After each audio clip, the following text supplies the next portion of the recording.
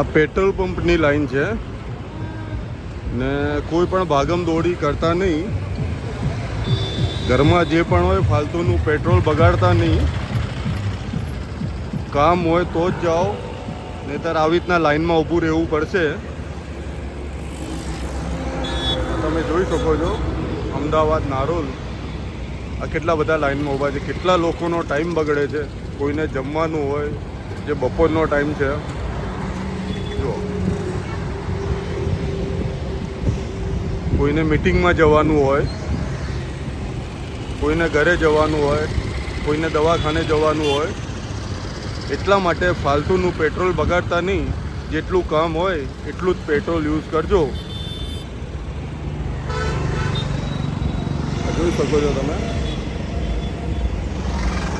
Subscribe કરો, follow કરો, like કરો.